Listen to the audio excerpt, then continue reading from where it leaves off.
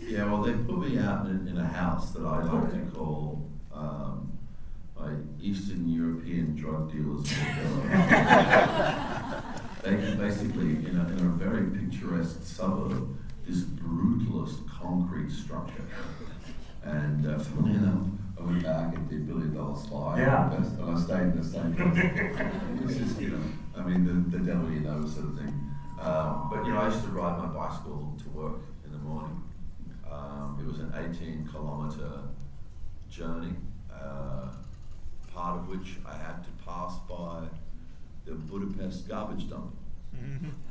And if it was a little bit warm, it was not a pleasant experience. And if it had just recently been wet and it was a little bit warm, it was even less pleasant. And the worst thing was, there's this massive hill just after the garbage dump, but that's the hill that the garbage trucks drive up. So if it has been wet, then they drop this kind of juice out of the back of the trucks. And I'm going down through that river of juice at 60 kilometers an hour on a bike. Yeah, so got amongst the shit for the role,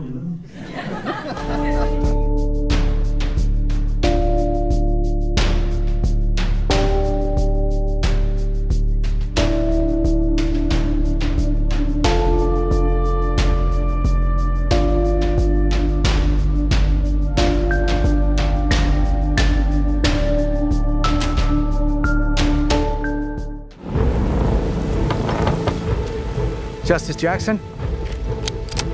They captured Herman Goring alive. What are they gonna do with him? You are standing inside a secret military prison. It houses what's left of the Nazi high command. Hey! Never do that in my prison again. The governments of Russia, France, Great Britain, and our United States will put these men on trial for their lives. It can't be done. There's no international law to base the charges on. The world needs to know what these men did. Dr. Kelly, Central Command thinks you're some kind of hotshot head shrinker. You will inspect and ensure the prisoner's mental health. The one you'll have to watch the closest is Goering. He was appointed Hitler's successor in 1939 and is the highest-ranking German military officer of all time. He's highly intelligent, Charming, and a narcissist. I am going to escape the hangman's noose. Very sure of yourself. No man has ever beaten me. You want to know why it happened here? Because people let it happen. Anything less than total victory will be considered utter defeat. You have to be flawless. I'm gonna put Herman Goring on the stand, and I'm gonna make him tell the world what he did. Are you going to defend yourself? What would you have me say? About the truth for once. I am a prisoner because you won and we lost. Not because you are morally superior. I know more about this man than anyone else on the planet. You're walking into a trap.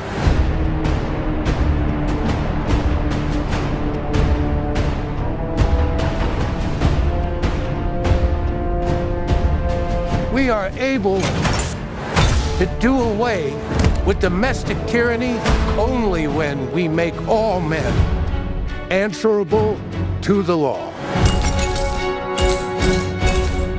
So that it can never happen again.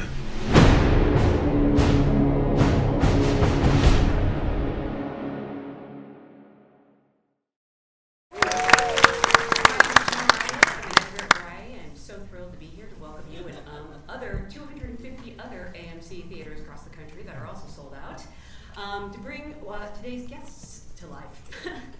Please join me in welcoming writer, director, producer James Vanderbilt and actor Russell Crowe.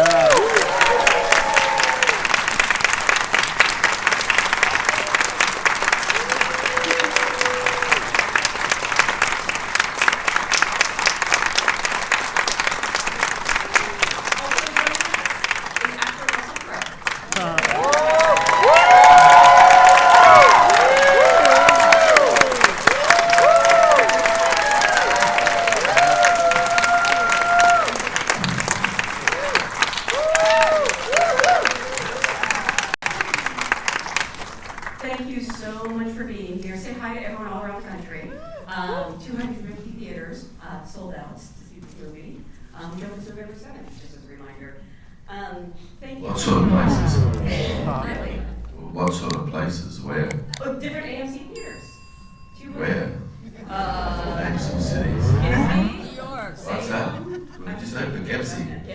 Hey, Poughkeepsie! It'd be so great if we really were in Poughkeepsie. That's it, you don't have any more information for me? Well, wherever you are around the country, hello. I just want Truth and Consequence of Mexico, ever. There you go. Again, thank you for this timely, vital film, and I want to start at the beginning with James, because you've obviously adapted true stories before with films like Zodiac and Truth, but this film is so unique in that it looks at this relationship between Herman Goering and Douglas Kelly. When did you first learn about the relationship, and what made you want to bring it to the screen?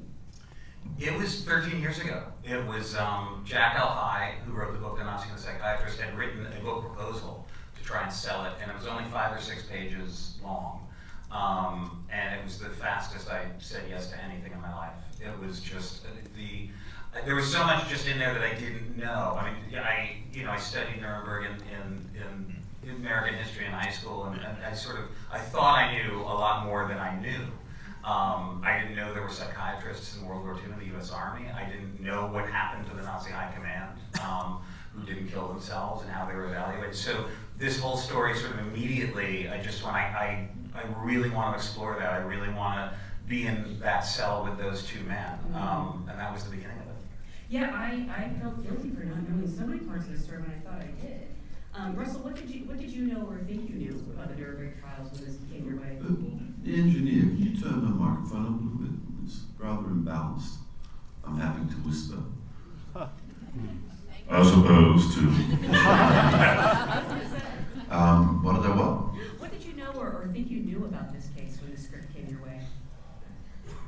A fair bit, because I'd sort of read about it in the past. It had been a point of interest. So the actual minutiae and the realities, not so much until we started on the project. But luckily for me, I signed on to do the film in 2019, and Jamie just couldn't get his shit together. So I had like 5 years of being able to slowly take in information before the film actually got underway and in production. The great thing about a subject like this, from my perspective, my selfish actorly perspective, is there's so much stuff, So I was able to find out about his childhood, where he went to school, how he was a terrible subject at a normal school, but when they put him in a military school, theoretically as a punishment, he became the top student in his class, because that's what suited him, that's what he was interested in, so that was very interesting. Also, at one point in time, this is so whack, right? I got a mate who makes guitars. That's not relevant. But it's just part of how weird this moment was.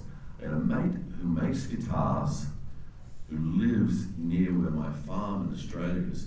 He went fishing 2,000 kilometers north, walked into a store, and found a book about the trials, specifically from the perspective of what Goering said, that had been written by an Australian and never really properly published, but there was a copy in this shop, and he picked it up and he goes, oh, he's doing something about that, I should buy that for him.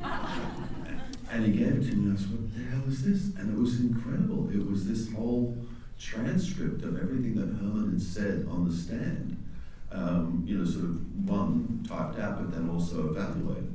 So that was invaluable to me, it was incredible. But then other things like, I don't know if you know what Hansard is, but from a Westminster parliamentary point of view, Hansard is the complete record of everything that's said in Parliament. And I found the German equivalent. So here he is, he's the Reich Marshal. He's got all these guys making presentations to the Parliament, but he's in control of those conversations, and I can read how he regards people. And I found one extremely interesting chapter where he was basically calling Goebbels a moron in public.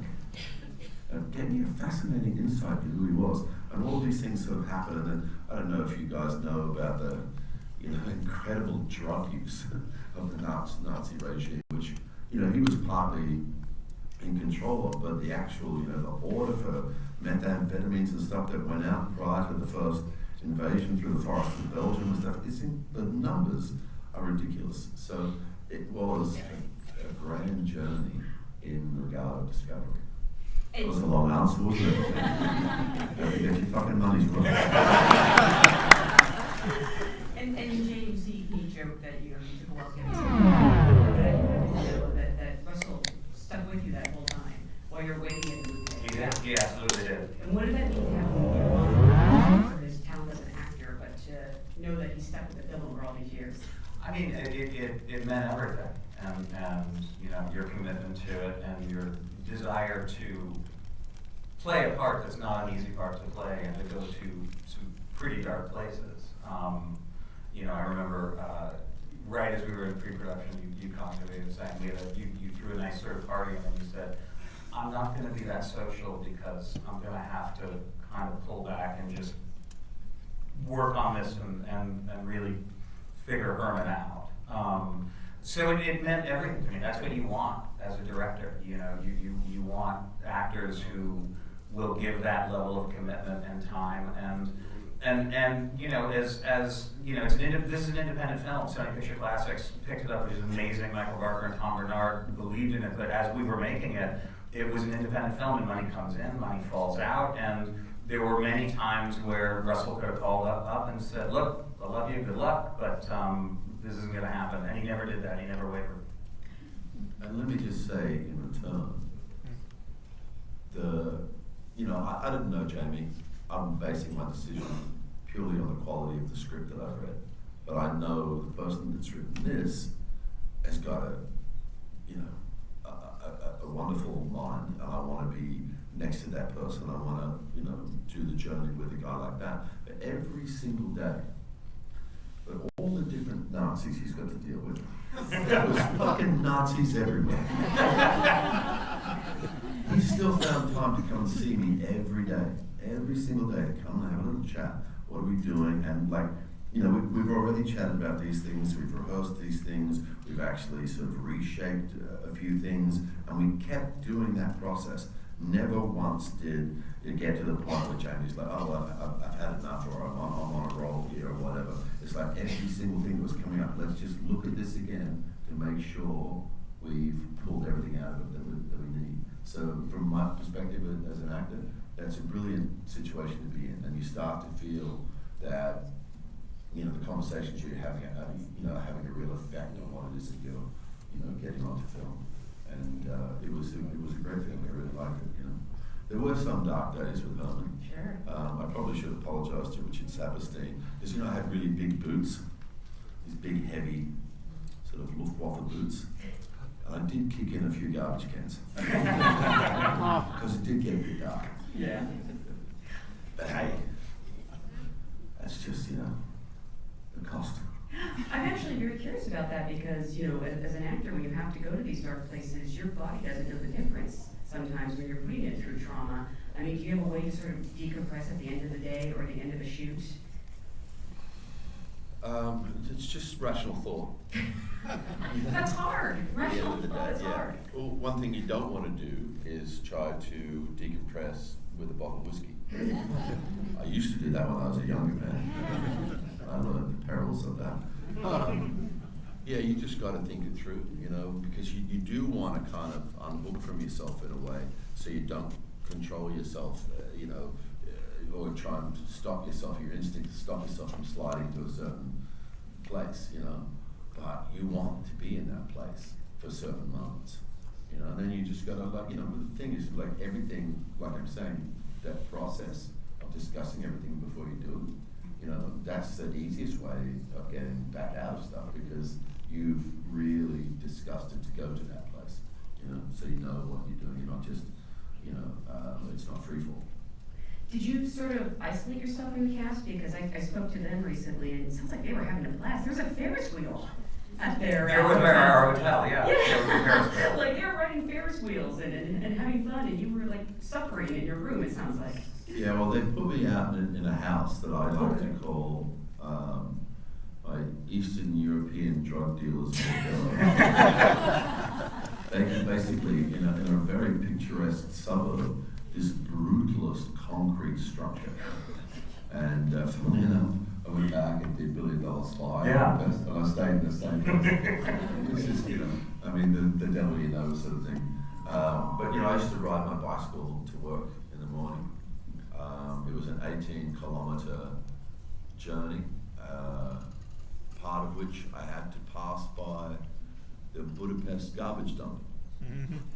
And if it was a little bit warm, it was not a pleasant experience. And if it had just recently been wet and it was a little bit warm, it was even less pleasant. And the worst thing was, there's this massive hill just after the garbage dump, but that's the hill that the garbage trucks drive up. So if it has been wet, then they drop this kind of juice out of the back of the trucks. And I'm going down through that river of juice at 60 kilometers an hour on a bike. Yeah, so got amongst the shit for the role, Did you use that for the character? Absolutely. Every day, it was on my mind every day. It was like, this is exactly the right place. We used to call it Turd Avenue. When you get to the top of Turd Avenue, you knew the studio was very close. I do want to talk about the amazing cast you assembled, because like every member of this ensemble is flawless. And sort of what made you think of putting Russell and Robbie Malek head specifically? They're so great in your scenes together. Well, thank you very much. I always feel like casting is like cooking a little bit, and you don't want every flavor to taste the same.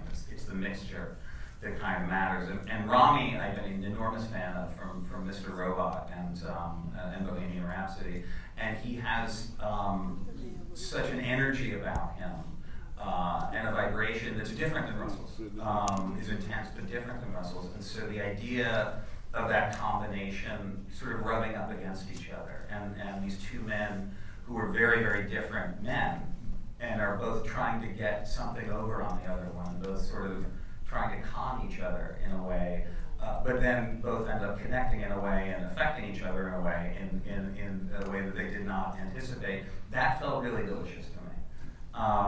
And then Michael Shannon, who's I think an actor's actor, and he would be the one that the younger actors were. Oh my God, I can't believe I get to do a scene with Michael Shannon. Who gets cast as a lot of baddies, but has this honest sort of stoicism to him and truth to him. I just sort of felt he, as the man who's just trying to do the right thing. I thought he would be sort of brilliant in that. And then listen, you get this guy and you get those two guys. You get your phone calls returned a lot quicker. Really? Yeah. I'm curious about that. Once you had them locked in. Yeah, no, and But then he added Leo Woodall for a little sex. Oh, not to mention Mark O'Brien. Yeah, Mark O'Brien. You would mention Mark O'Brien. Excuse me, John Slattery. John Slattery. Yes. Let's stand for John Slattery erasure. I'll tell you a little funny thing. I'll just jump ahead. There's that big court conversation between me and Michael, who, by the way, from my sort of humble perspective, Michael's one of the best that I've ever worked with. I love him. I think he's fantastic. Man of Steel, and we basically spent 3 months in the gym together, working out this fight sequence we were going to do. So we had that kind of, for want of a better expression, that intimate experience together of like sweating our asses off, and working really hard physically on a thing. So there was definitely a trust between the two of us. And we were just going through the script and what have you, and I sort of noticed as we were coming towards that big sequence that they'd broken it out into 4 shooting days. So I talked to Michael about it, and he goes, yeah, I was hoping you'd bring that up. It's like 17 pages, but there's no natural breaks. So how do we do that? It's going to be very weird doing 4 pages of this, then going home and sleeping, and then coming back the next day to do the next 4 pages, because the energy could just completely change, And I said, well, if you're up for it, I'll discuss it with Jamie. I'll bring it up. He said, absolutely, man. But that's a little bit of theatre in this movie, and we should be approaching it like that, So I went to Jamie about it, and we were talking about it, and I could kind of see that there was a little glint in Jamie's eye, which is like, you know, this is what I hope for. I hope that like 2 actors would want to actually play this scene out in one. But, you know, as he said at the time, it would be highly irresponsible for any production company to actually schedule 17 shooting pages in a day, you know? So they haven't done that. And, you know, I said, well, you know, I've discussed with Michael, I'm up for it, he's up for it, so it's really, you know, it's up to you. And Jamie said, well, look, you know, I had thought about this, but, you know, in discussions with everybody, we don't think that 17 pages is humanly possible. And I said, Jamie, Michael and I are from Krypton.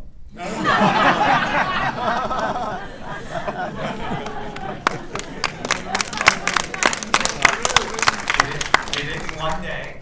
Wow. 4 cameras, 300 extras, 25-minute takes.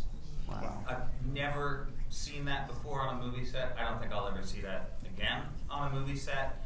And at the end of the first take, the 300 extras stood up and applauded. It was one of the most amazing days I've ever had. And we did 8 full takes. Yeah. And they applauded every single time. Yeah. Which was crazy for me and Michael. But me and Michael, between each take, are just looking at each other across the room like 2 old gunfighters going. The energy in that room was just magnificent. As a performer, you live for that sort of energy, you know? Well, I'm curious about that because, you know, everything in this film is so spectacular, from the sets to the costumes. How much does it help you as an actor? You know, you do all this research, then you get to sets, and you're in this immersive atmosphere, you're putting on those costumes. How does that help you, like, lock the final character in place? Well, it's always, you know, it's a funny thing because when I was a younger fellow, I used to sort of have all these pretensions about what the internal sort of machination of a character. But as you get a little bit older, you realize, you know, if somebody wants you to play a pirate, get a fucking eye patch. Get a parrot. You're halfway down the street. So, you know, having a uniform like, you know, the ones that Herman used to wear is a very big calling to you that, you know, it's time to go to work. But yeah, the whole atmosphere on that film, you know, we have a producer on this film, which is Sebastian, right? And I really don't think, you know, in at least, you know, the last decade or two, that I've had the experience of a producer who really takes on the responsibility of a curator. You know, who knows that there's all these different individual parts.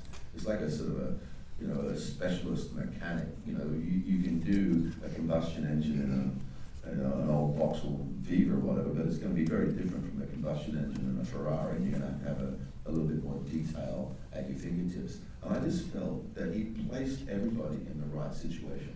You know, whether it was Rami or whether it was Michael or whether it happened to be the production designer or the DP or whatever, he had time for everybody. And because of that, the process, even though we were going to these dark places, the process was always friendly. You know, and it was always like he knew that everybody was there pushing in the right direction, so all he had to do was just clear their way and make that, you know, their effort count. So that's a pretty special thing, and that was very cool. You mentioned that this took you 13 years to make, and I'm sorry about that, but I'm also a big believer in things happening when they happen for a reason, and obviously this film couldn't be timelier. You've been, you know, traveling around the world with it, and I've seen how people respond to it. You know, how does it feel to be releasing it in this time, and what have the conversations been like with audiences?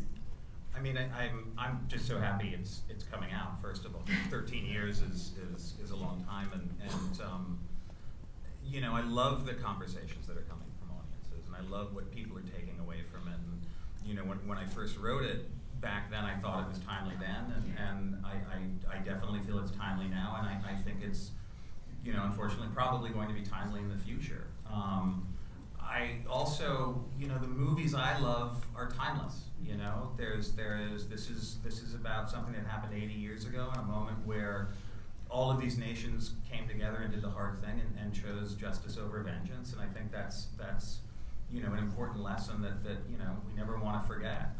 But I also think that you know, there's something, you know, really wonderful. I think you have to look to the past in order to move towards the future. And I think that's a timeless lesson. Mm-hmm. Russell, for you, I believe you went to Toronto with this film. Have you been speaking to audiences much, or have you seen the response it's been getting? Yeah, I saw Washington, Toronto with the audience, and I watched it the other night here in LA with the audience. The first time I saw it was on like a little tiny TV in a bar down in the bush. Now you're breaking my heart. No, whatever filmmaker wants to It was hear. so affecting seeing it, that way. And then the next time I saw it was on this gigantic screen in Toronto, and looking around the audience, because one of the things that I love to do in a movie, which is probably because of my job, as opposed to you guys, you like to go see films, I like to watch you watching movies. Yep. And in that audience in Toronto, just sort of having a quiet little look around, everybody was riveted. And that was a very exciting thing, on behalf of me and the other actors and the filmmakers, to see an audience being so taken with the work that we've done. I was saying, I had no idea this movie was almost 2.5 hours. It feels like 90 minutes. It zips by, and it's funny in places. I hope that's okay. Yeah. And I suppose you needed that levity on set and in the script. I always think you do. I mean, listen, my favorite dramas are funny. I mean, Goodfellas is hysterical, and I also think I think that's real. I think that's how we deal with dark things in our lives, is we make jokes, we let off steam, and I think the great thing about the comedy in this is it's not a joke. Yeah. Right? It's people's reaction to a bad thing. Like the two psychiatrists about a punch up, right? And then the commandant says, "You're supposed to be mental health professionals." It just hits beautifully with the audience. And it's serious in this. But he's serious, exactly. He's like, I can't believe I'm dealing with these guys are going to be the guys I have to deal with in a fight. So, we wanted to make sure that those moments felt real. Yeah. And because these are real people, they're three-dimensional characters. It's funny in the way that life can be darkly funny at Yeah. times. And no one does Disappointed Dad better than John Slattery. No, So, he. just the disappointment he looks at them with is so delicious. Well, I want to I remind like it when he says, "Don't take this the wrong way, I never want to see you." That was, and then the line was. What's the other way of taking it? Yeah, The line was, I have to say, I never want to see you again. And John said, I think it's, don't take this the wrong way. I said, go with God, Johnny. You got this one. I love that. Well, I want to ask if everyone can stay seated while they get out of here, because they do have more of these to do. But I want to remind everyone that this movie will be in theaters in Poughkeepsie, November 7th. Please spread the word. It's such a special film. Thank you for being a wonderful audience. All over the world.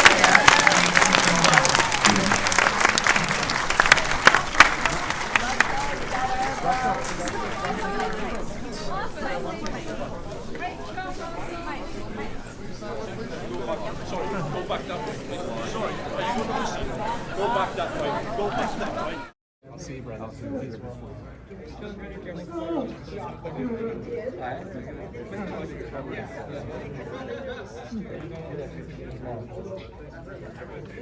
Tô feliz que eu tive uma foto com você, isso eu já tô feliz. O menino chegou aqui 8 da manhã.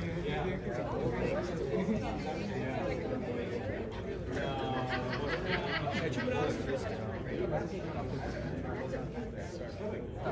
Assinatura, depois você...